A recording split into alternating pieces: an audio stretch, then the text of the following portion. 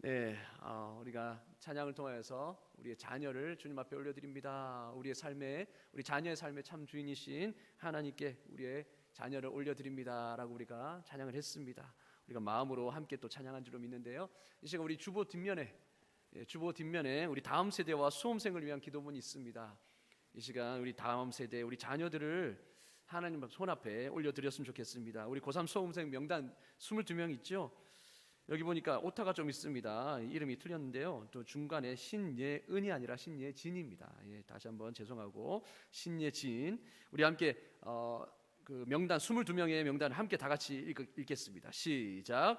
강채건, 권민우, 김동현, 김민근, 김보경, 김예은, 김지안, 김홍빈, 배준성, 신예진, 신혜선, 이현수, 전수아, 전예준, 전현수, 정세하, 정주현, 정준경, 조영은, 최가은, 최민정. 네, 이렇게 고3 수험생 명단이고요. 또 우리 반수하는 우리 자녀들과 또 다시 한번 재도전하는 자녀들이 있습니다.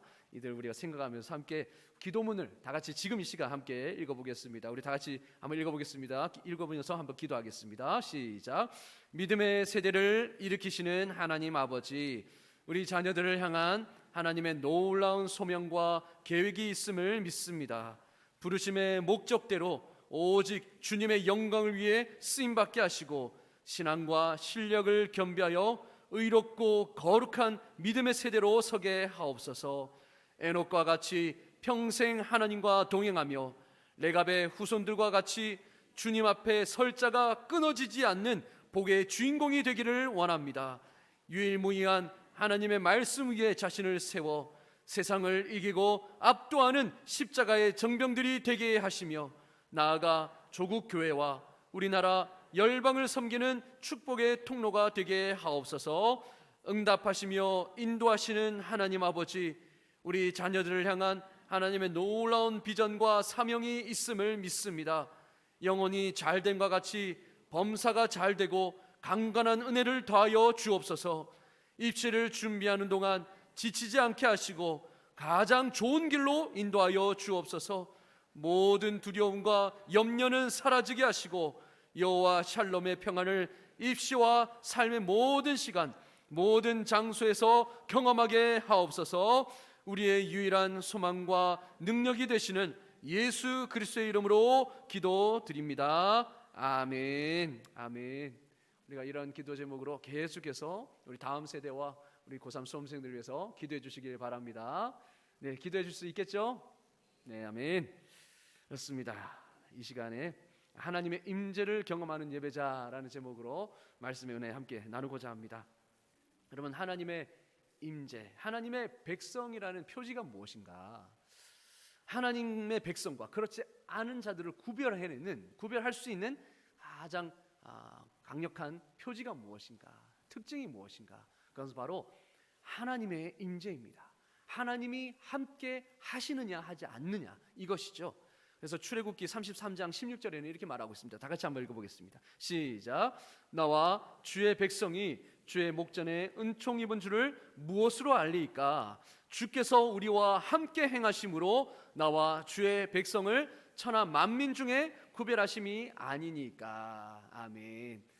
자, 여기 보니까 뭐라고 말씀하고 있습니까? 모세가 이스라엘과 이웃 나라들을 구분짓는 가장 중요한 특징이 무엇인가? 그것은 바로 주님이 우리와 함께 행하시는 것, 이것이다 라고 말씀하고 있습니다.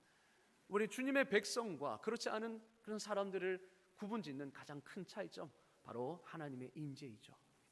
하나님 우리와 함께 하신다라는 임마누엘, 이 임마누엘이 우리 삶 가운데 영원히 약속되었습니다. 그것이 어떻게 또 이루어집니까? 예수님께서 3일 만에 부활하셔서 승천하셔서 하나님 우편에 앉아 계시고, 뿐만 아니라 우리를 그냥 고아처럼 내버려 두지 않으시고 성령님을 우리에게 보내주셔서 그 성령님이 우리 안에 내주하심으로 늘 하나님이 우리와 함께 하신다라는 임마누엘의 약속이 성취된 것입니다. 그래서 주님의 자녀들에게는 늘 하나님이 함께 하시고 하나님이 때마다 도우시고 하나님이 말씀으로 우리를 인도하신다라는 사실이죠. 여러분, 이것이 우리와 주님이 없는, 믿지 않는 백성들의 가장 큰 차이점입니다. 여러분, 그래서 이삭에게 아비멜렉과 군대 장관이 이렇게 말하거든요. 창세기 26장 28절에 이렇게 말합니다. 다 같이 읽겠습니다. 시작. 그들이 이르되 여호와께서 너와 함께 계심을 우리가 분명히 보았으므로. 아멘. 자, 믿지 않는 사람들이 이삭에게 이렇게 말합니다. 여호와께서 너와 함께 하심을 우리가 분명히 보았다. 무엇으로 보았겠습니까? 하나님이 함께 하신다는 증거가 그 이삭 삶 가운데 나타난 것이죠. 특별히 여러 가지 삶의 축복으로, 또 여러 가지 힘들 때마다 하나님이 이끌어 주심으로, 또한 이삭과 같은 정말 온유한 마음, 또 훌륭한 인격으로 거기에 풍겨져 나오는 그런 인품으로 하나님이 함께 하시는구나. 이 사람은 하나님이 함께 하시는 사람이구나, 뭔가 다르구나라는 것들을 믿지 않는 사람들이 보았다라는 것입니다. 저 여러분에게도 이런 은혜가 있기를 주의 이름으로 축원합니다. 여러분을 볼 때마다 교회 다니는 사람은 달라도 다르구나.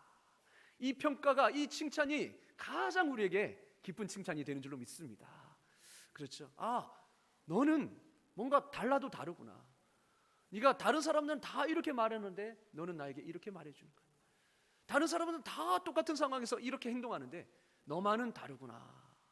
교회 다니는 사람, 예수 믿는 사람, 하나님이 함께 하시는 사람은 다르다라는 이런 평가, 이것이 우리가 다른 사람과 구별되는 특징이죠. 그런데 여러분, 우리가 예수 믿는다고 하면서도, 교회 다닌다고 하면서도 다른 사람과 구별될 것이 없다면, 언행도 똑같고 인품도 똑같고 다 똑같다면, 여러분, 우리가 어떻게 예수 믿는다, 하나님이 우리와 함께 하신다라고 자랑스럽게 말할 수 있겠습니까? 그렇죠. 우리는 달라도 달라야 될 줄로 믿습니다. 많이 달라야 되겠죠. 특별히 인간, 이 세상을 해석하는 그 관점이 달라야 되겠고, 또 절망과 고난을 해석하는 그 관점이 달라야 되겠고, 우리에게 어려움이 닥쳤을 때에 우리가 좌절하고 포기하는 것이 아니라 전능하신 하나님의 그 손을 믿고 우리 함께 그 장애물들을 힘차게 뛰어넘는, 그 극복하는 그 과정 속에서 하나님이 나와 함께 하심을 드러내야 되겠죠. 그렇습니다. 여러분, 이것이 바로 하나님의 백성의 차이점입니다. 하나님의 백성은 하나님의 임재가 있습니다. 하나님이 함께 하심이 있습니다. 그래서 늘 말씀으로 우리를 인도해 가시고, 어려울 때나 기쁠 때나 슬플 때 주님의 위로와 또한 주님의 강한 능력으로 우리를 감싸 주시는 것이죠. 여러분, 그렇다면 우리는 하나님의 임재를 경험하고 있는가라는 것입니다. 나는 하나님의 임재를 경험하고 있는가? 하나님의 백성의 가장 큰 특징이 하나님의 임재라고 한다면, 하나님이 함께 하시는 그 증거라고 한다면, 과연 나는 그것을 내 삶 가운데, 우리 예배 속에서 경험하고 있느냐라는 것입니다. 이것이 우리의 질문이어야 합니다.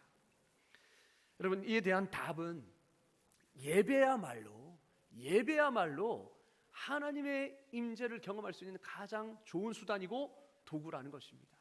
우리가 이 자리에 있는 것이 바로 하나님의 백성이라는 증거겠죠. 이곳에서 우리가 하나님의 임재를 경험할 수 있으니까 말이죠. 물론 일상의 예배와 지금 드리는 이 공적 예배가 있을 수 있습니다. 모두가 예배죠. 삶의 예배, 그리고 이 자리에서 드리는, 함께 드리는 공적 예배. 네, 오늘은 이 공예배에 한정지어서 한번 생각해 보고자 합니다.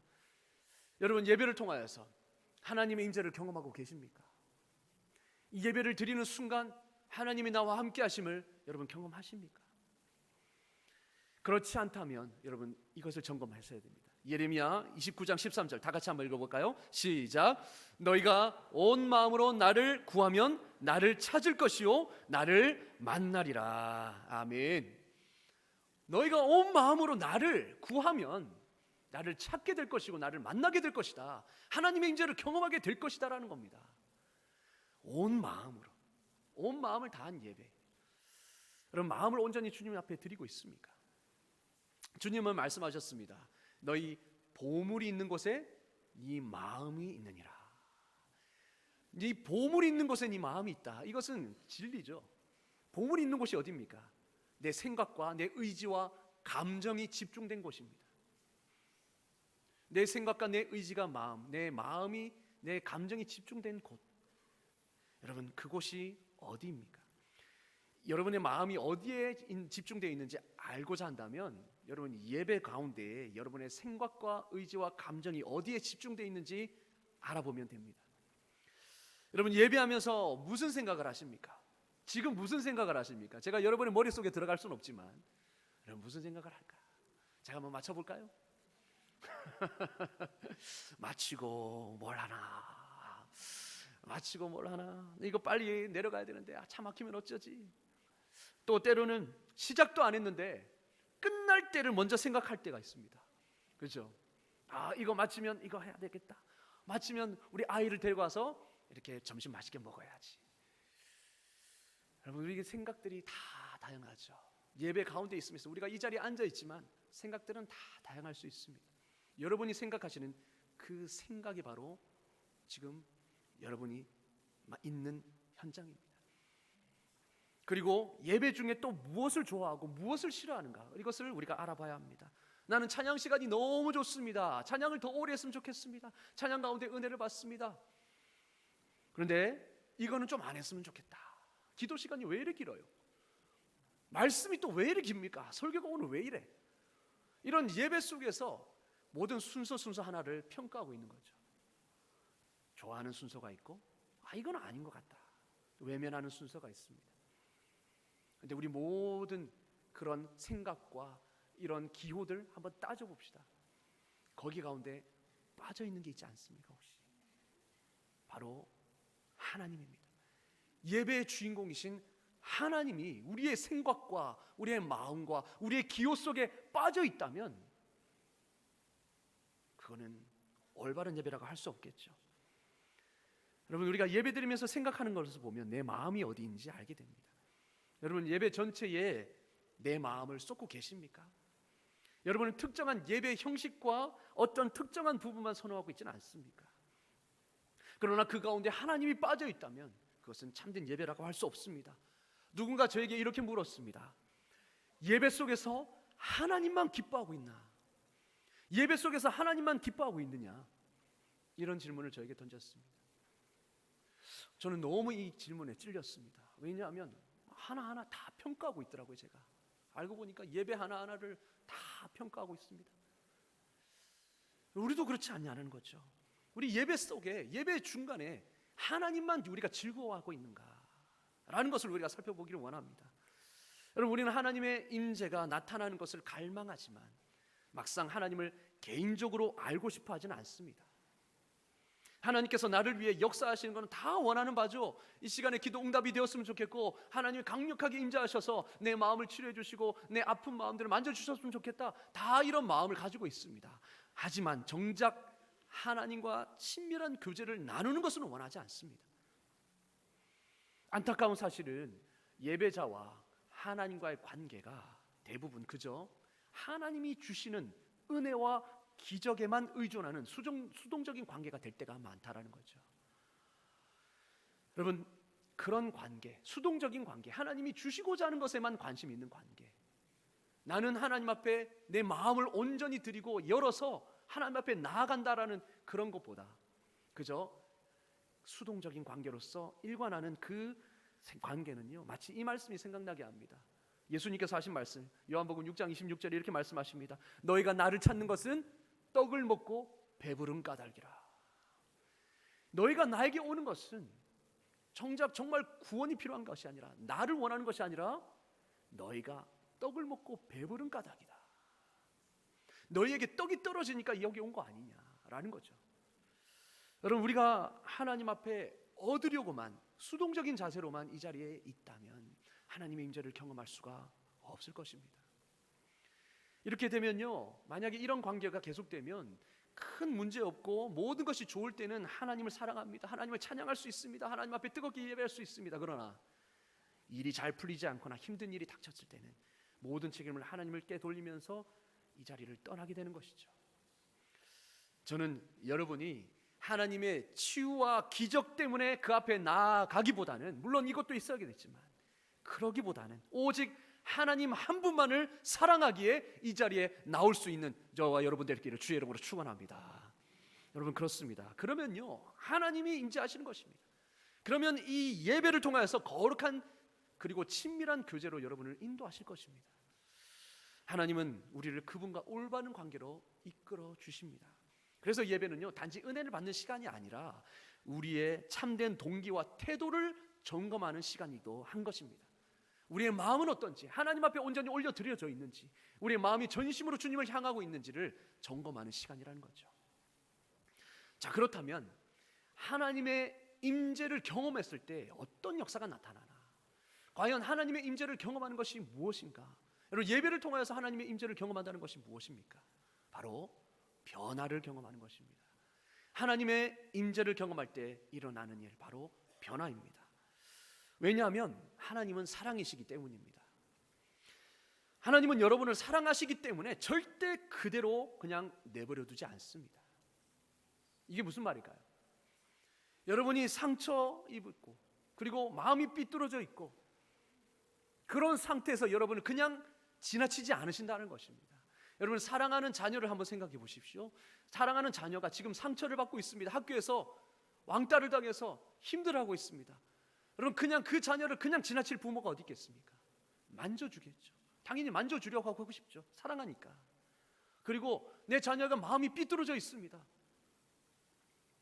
삶에 지쳐 있습니다. 그냥 지나갈 수 있는 부모가 어디 있겠습니까? 사랑한다면 만져주고 싶고, 때로는 잘못된 그 생각을 바로 잡아주고 싶은 게 부모의 마음이죠. 하나님도 그렇다는 겁니다. 하나님이 이 시간에 임재하시면 여러분은 그냥 내버려 두지 않습니다. 여러분의 상처받은 마음, 상처 입은 영혼, 그리고 삐뚤어진 마음, 그것을 반드시 만지시고 고치시고 변화시키는 것이죠. 그래서 하나님의 임재가 일어날 때 특징은 바로 변화가 일어나는 것입니다. 여러분, 그러기 위해서는 하나님은 여러분의 속마음을 드러내셔야 합니다. 여러분의 숨겨진 그 속마음, 동기를 드러내셔야 합니다. 왜냐하면 올바른 관계에서 필요한 것은 바로 진실이기 때문이죠.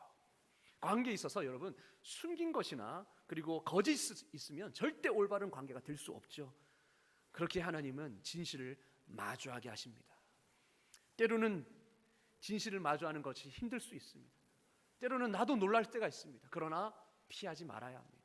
그래야 하나님의 만지심과 고치심과 변화시키심을 경험할 수가 있는 것입니다.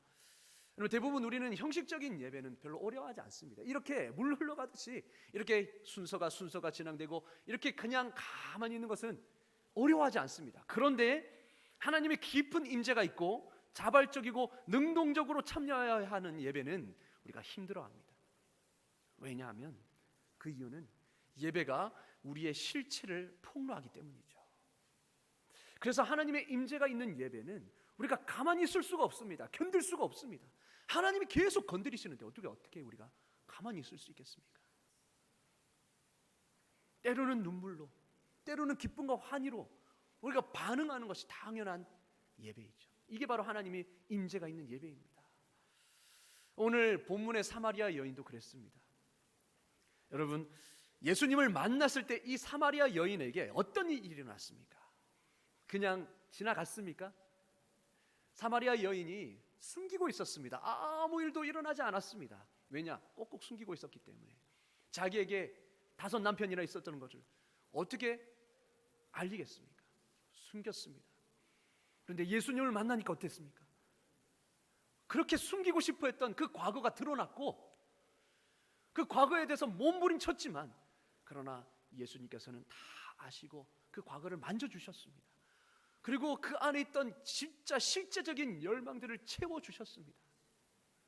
그러한 일들이 예배 가운데 일어나야 하는 것입니다. 할렐루야. 여러분, 이런 예배를 우리가 경험할 수 있기를 원합니다. 예배 때마다 이렇게 경험할 수 있다면 우리의 삶은 얼마나 달라질 수 있겠습니까?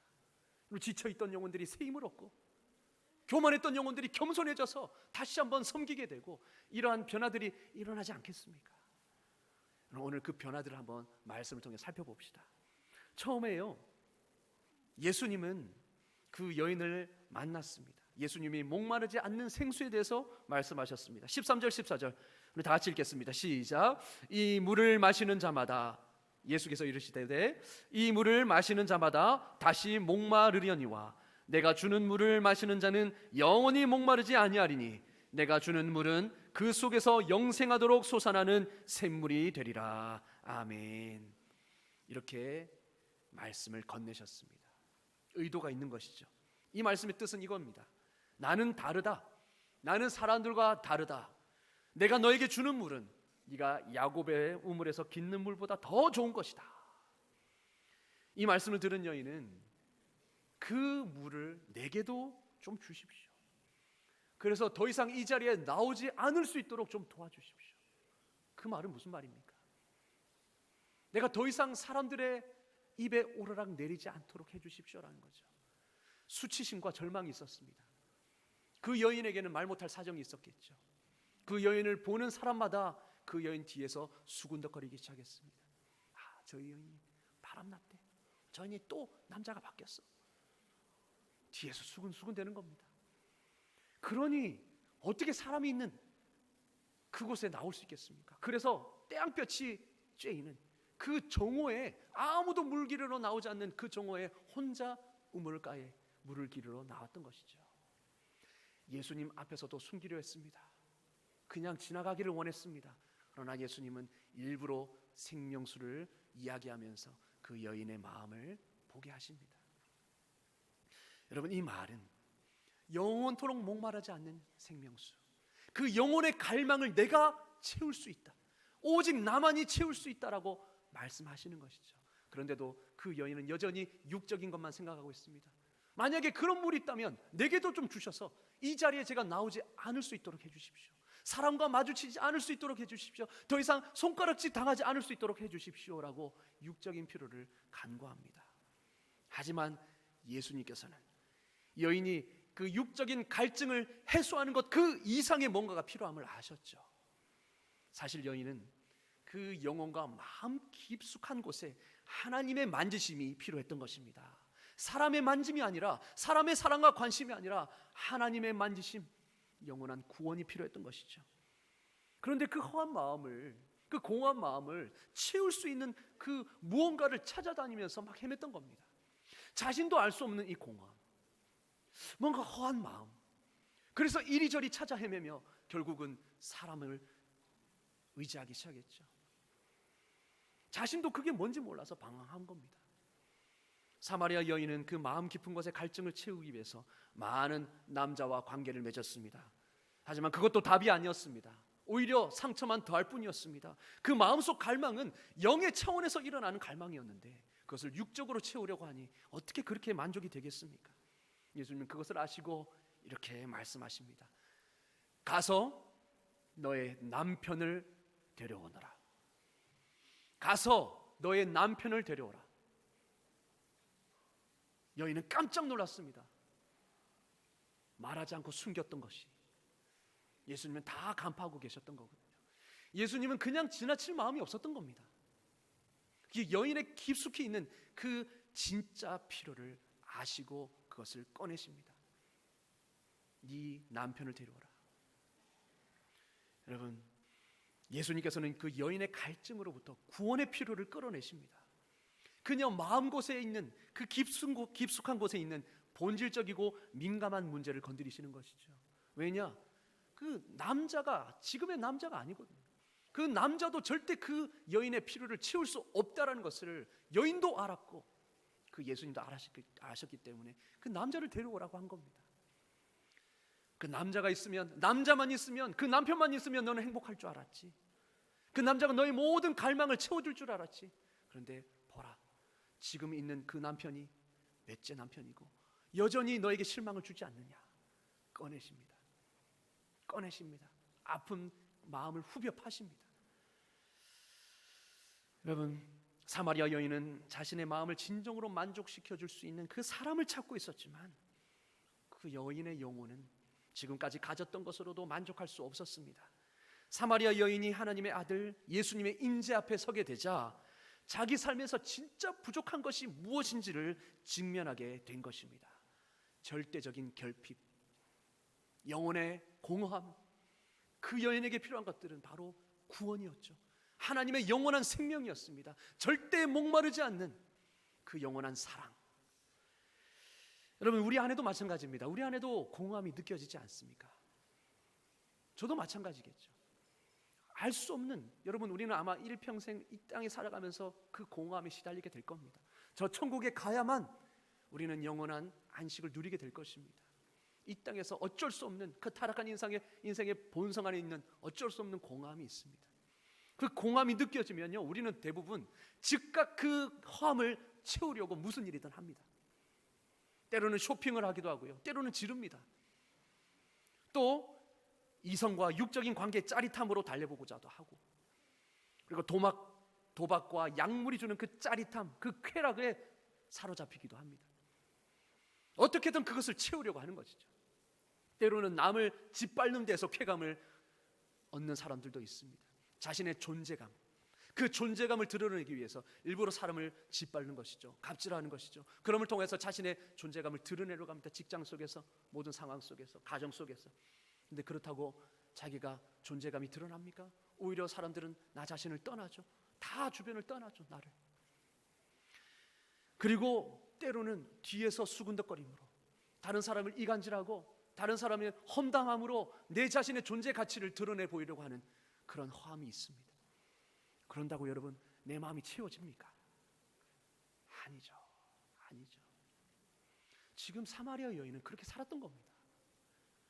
그 공허함이 뭔지도 자기도 모르는 채 그렇게 사람을 의지하면서 살아왔던 겁니다. 근데 예수님을 만났을 때 어떤 일이 일어났습니까? 예수님 그냥 지나치지 않으셨습니다. 그 본질적인 문제를 끄집어내신다는 거죠.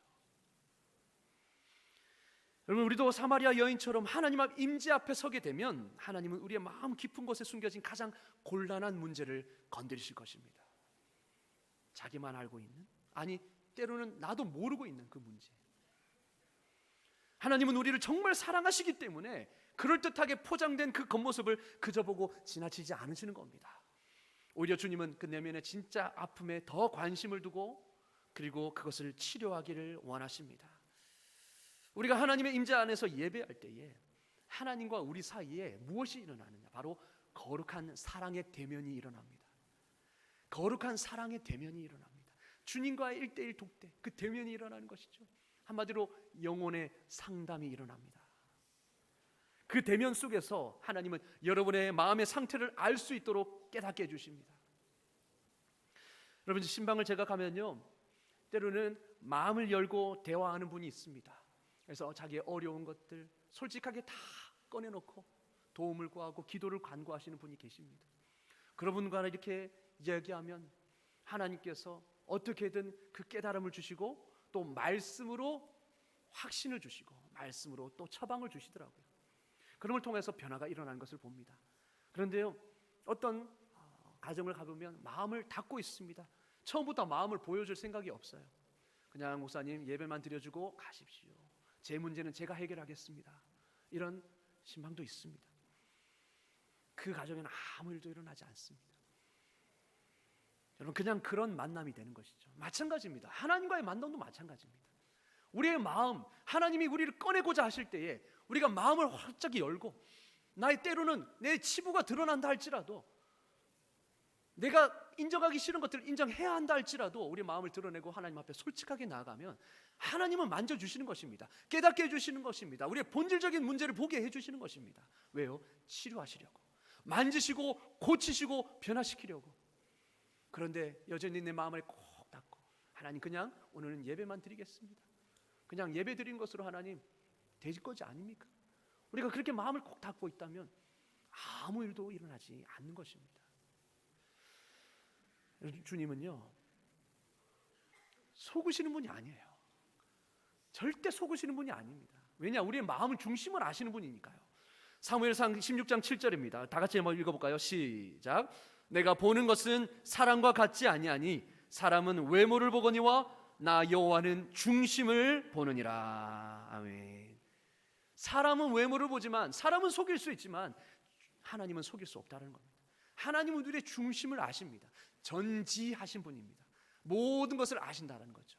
우리의 마음 중심을 꿰뚫어 보는 분이십니다. 열왕기상 8장 39절에도 똑같이 말하고 있죠. 주는 계신 곳 하늘에서 들으시고 사시며 각 사람의 마음을 아시오니 그들의 모든 행위대로 행하사 갚으시옵소서. 주만 홀로 사람의 마음을 다 아심이니이다. 주만 홀로 사람의 마음을 다 아신다. 주만이 홀로 전지하시다라는 겁니다. 여러분, 사탄도 우리의 마음을 모릅니다. 오직 하나님만이 전지하십니다. 사탄은 전지하지 않습니다. 그래서 어떻습니까? 사탄은 항상 유혹하기 전에 우리의 마음을 떠보는 겁니다. 우리의 마음을 모르니까요. 그래서 슬쩍 한번 떠보는 거죠. 떠봤다가 만약에 움찔하면, 낚이면 그때부터 먹잇감이 되는 것입니다. 그러나 떠볼 때에 내가 단호하게 아니다, 말씀으로 예수님처럼 물리치면 사탄은 접근해오지 못합니다. 여러분, 그래서 우리는 그 유혹 앞에 단호해야 되는 것이죠. 실제로 그런가 할 때 우리는 코가 깨어서 넘어가는 겁니다. 사탄도 우리의 마음을 모릅니다. 그러나 오직 하나님만이 아십니다. 여러분, 우리가 자신의 마음을 잘 안다고 생각할 때도요, 우리는 모를 때가 있습니다. 나 자신을. 그런데 하나님은 우리 자신을 얼마나 잘 아십니까? 나 자신을 안다고 생각하는 순간 하나님께서 나를 깜짝 놀라게 하실 수 있습니다. 나는 괜찮은 사람이라고 생각했거든요. 우리에게는 자신을 미화시키는 그런 성향들이 있습니다. 좀 더 나 자신을 객관적인 것보다 좀 더 좋게 보려는 성향이 있습니다. 문제는 하나님 앞에서도 우리가 그렇게 하려고 한다는 거죠. 괜찮은 척, 좀 더 나은 척, 다른 사람보다는 나은 척. 근데 하나님은요, 말씀을 통해서 그것을 다 깨부르시는 것입니다. 너도 그 사람과 다를 바가 없다. 너도 말씀 앞에서는 똑같은 죄인이다. 이것을 보여주시는 것입니다. 하나님은 우리에게 절대 속지 않으십니다. 우리는 하나님을 속일 수가 없습니다. 그래서 우리는 그저 우리의 마음을 있는 그대로 주님이 말씀하실 때, 주님이 찌르실 때 우리는 그저 하나님 앞에 고백해야 하는 것입니다. 하나님, 우리는 그렇습니다. 연약합니다. 주여 도와주시옵소서. 그럴 때 하나님은 만지십니다. 고치십니다. 여러분, 인간은 마음 깊숙한 것까지는 모르지만 하나님은 아십니다. 그렇기에 하나님 앞에 우리 겸손히 나아가서 나의 마음을 보여달라고 하십시오. 하나님은 마음의 숨은 동기와 의도뿐만 아니라 미처 나도 알 수 없었던 잘못된 고정관념까지도 보게 하십니다. 예배는 이래야지, 믿는 사람들은 이래야지, 내 경험과 내 모든 지식으로 굳게 굳어져 있던 그 고정관념까지도 하나님 깨뜨리시는 분이십니다. 우리는 종종 이렇게 변명하죠. 내 마음 알잖아. 난 그런 뜻으로 이야기한 게 아니라고. 이해해. 내 마음 알잖아. 근데요, 내 마음이 진짜 그런 겁니다. 여러분, 왜냐? 마음에 있는 것이 뭐로 나온다고요? 입으로 나오기 때문이죠. 나도 나 자신을 속입니다. 내 마음이 그게 아니야. 근데 입으로 잘못 튀어나왔어. 근데 성경은 뭐라고 말하고 있는지 아십니까? 누가복음 6장 45절 다 같이 읽겠습니다. 시작. 선한 사람은 마음에 쌓은 선에서 선을 내고 악한 자는 그 쌓은 악에서 악을 내나니 이는 마음에 가득한 것을 입으로 말함이니이다. 아멘. 뭐라고 말하고 있습니까? 마음에 가득한 것을 입으로 말하게 되어 있다는 겁니다. 내가 실수로든 아니면 고의로든 말하는 이 모든 것이 내 마음 안에 있는 것이라는 겁니다. 여러분, 우리는 나를 속일 수는 있지만 하나님을 속일 수는 없습니다. 그래서요, 예배가 그것을 깨닫게 해주는 겁니다. 예배는 자신의 마음을 볼 수 있는 거울과도 같습니다. 하나님의 말씀은 우리의 생각과 우리의 숨은 동기를 밝히 드러내십니다. 히브리서 4장 12절 말씀, 하나님의 말씀은 살아있고 활력이 있어 좌우에 날쌘 어떤 검보다도 예리하여 혼과 영과 및 관절과 골수를 찔러 쪼개기까지 하며, 다 같이 읽겠습니다. 시작. 또 마음의 생각과 뜻을 판단하나니. 아멘. 하나님의 말씀은 우리 안에 깊숙이 숨겨져 있고, 나도 포장해 놓고 나도 똘똘 그렇게 뭉쳐진 그 마음을 찔러 쪼개어서 생각과 마음과 뜻을 분별하게 한다는 겁니다. 여러분, 하나님의 말씀은 우리 마음에 하나님이 기뻐하시지 않는 것을 분별하도록 해줍니다. 뿐만 아닙니다. 그걸로 끝이 아닙니다.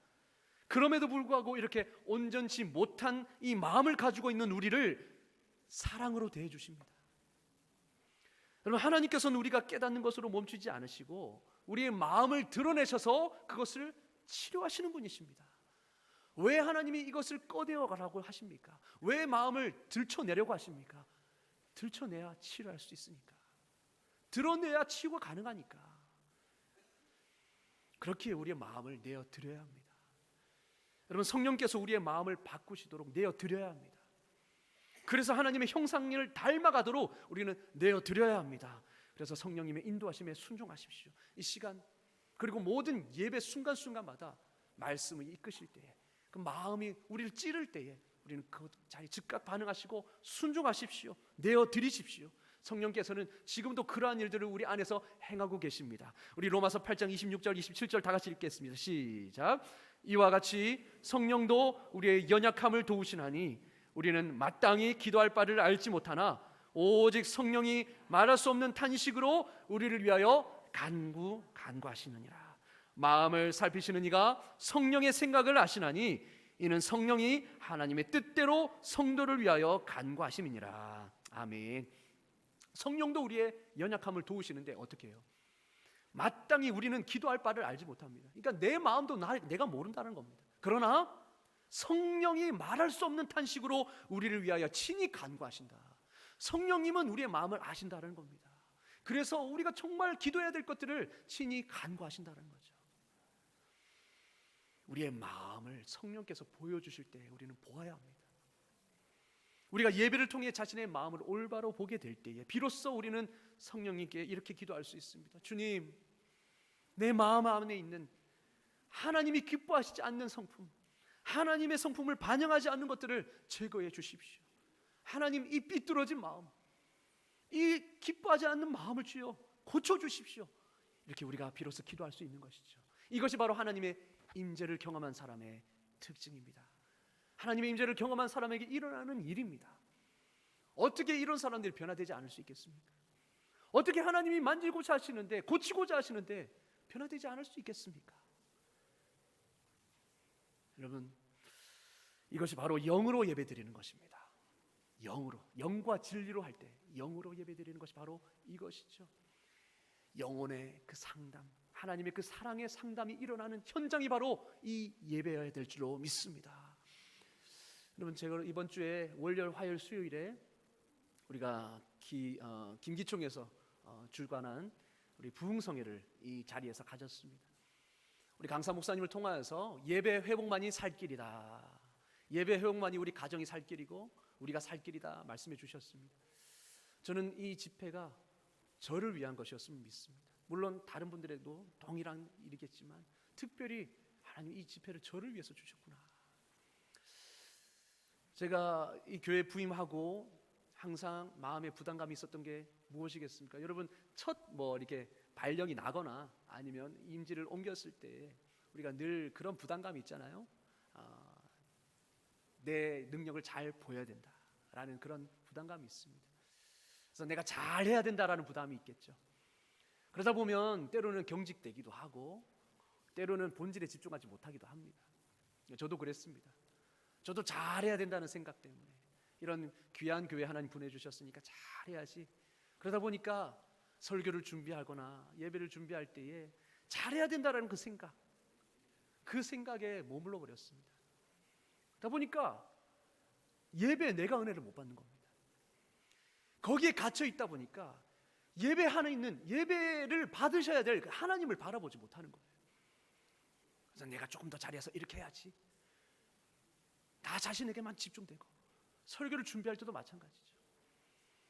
그러니 정작 제가 은혜를 받아야 되는데, 그래서 여러분과 이 시간에 영적으로 교통하고 하나님과 교통해야 되는데 그게 안 된 겁니다.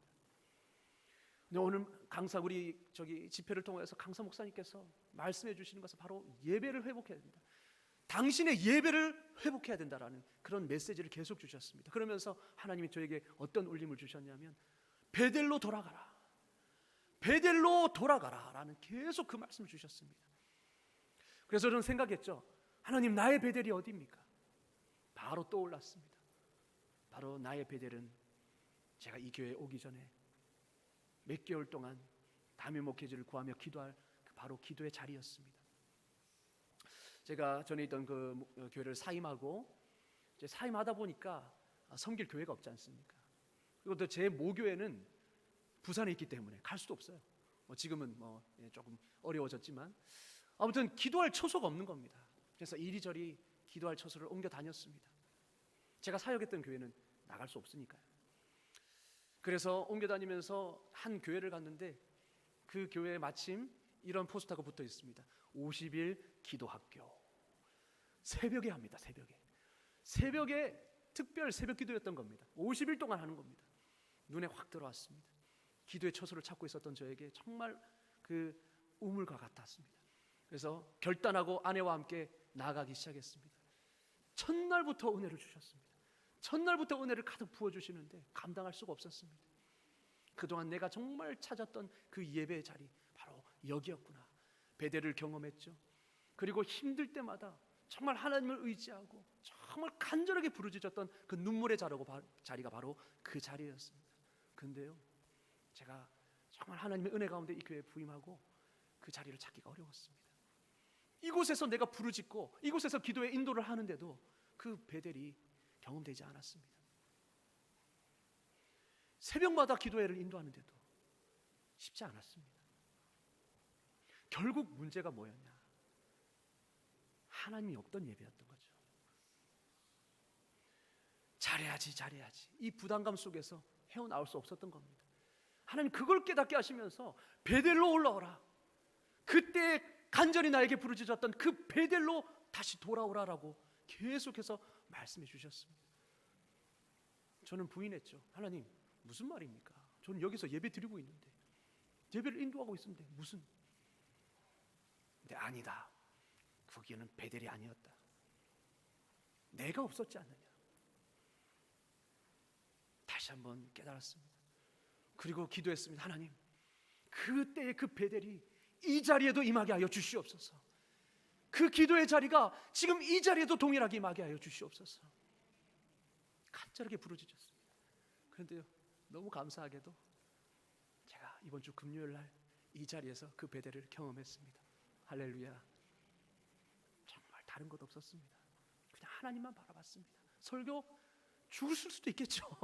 제 설교에 누가 아마 주무셨을 수도 있을 겁니다. 그러나 거기에 상관없이 하나님만 바라봤습니다.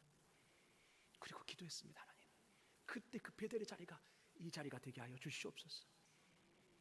그런데요, 너무나 감사하게도 이 자리가 바로 그때 그 베델의 은혜를 주셨던 그 경험이 다시 한번 부어지는데 너무나 감사하고 너무나 눈물이 났습니다. 여러분, 예배는 하나님과의 만남입니다. 하나님과 영적인 상담의 시간입니다. 하나님이 우리에게 말씀하실 때에 하나님이 그 마음 꼭꼭 숨겨두었던 그 마음을 찌어주실 때에, 두드리실 때에 우리는 활짝 열어야 합니다. 그러면 주님이 만져주십니다. 할렐루야. 그렇습니다. 고쳐주십니다. 변화시켜주십니다. 여러분, 바르게 예배하는 예배자는요, 시간이 흐를수록 하나님을 닮고 변화될 수밖에 없습니다. 왜냐? 하나님을 만날 때마다 자기 자신의 연약함을 발견하게 되고 계속해서 하나님을 더 깊이 의지하게 되기 때문이죠. 하나님과의 거룩한 그 상담을 계속하면 하나님의 성품을 닮아가기 때문입니다. 하나님과 대면하는데 하나님을 닮지 않은 사람이 누가 있겠습니까? 그렇죠, 여러분? 여러분에게 이런 경험이 있으십니까? 여러분, 이런 경험을 할 수 있기를 주의 이름으로 축원합니다. 모든 예배가 하나님의 임재를 경험하는 예배가 될 수 있기를 주의 이름으로 축원합니다. 아멘. 그럴 때 우리는 주님을 닮게 될 것입니다. 변하게 될 것입니다. 우리의 모든 상처가 치유될 것입니다. 사람들에게 알아달라 하지 않아도 우리의 상처는 이미 치유되어 있을 것입니다. 하나님이 만져주시기 때문이죠. 우리 시간 함께 찬양할까요? 임재라는 찬양인데요, 여러분, 악보 받으셨나요 혹시? 아무도? 임재라는 찬양 우리 함께 찬양했으면 좋겠습니다. 하늘의 문을 여소서 이곳을 주목하소서. 주를 향한 노래가 꺼지지 않으니 하늘을 열고 보소서. 주여 이곳에 임재하여 주소서. 주님을 기다립니다. 기도의 향기가 하늘에 닿으니 주여 임재하여 주소서. 함께 우리의 마음을 올려드리겠습니다.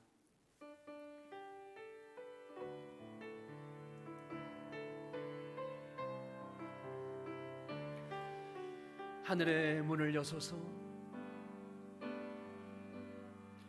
하늘의 문을 여소서.